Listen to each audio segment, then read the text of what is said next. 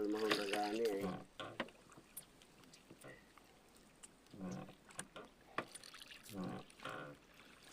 Ano kaya yan?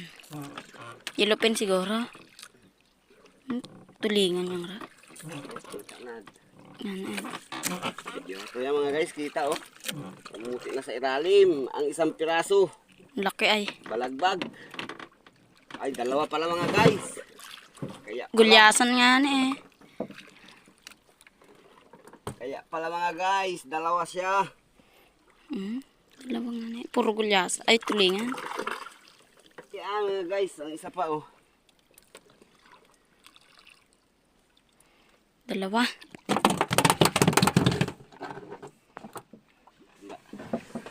Yun.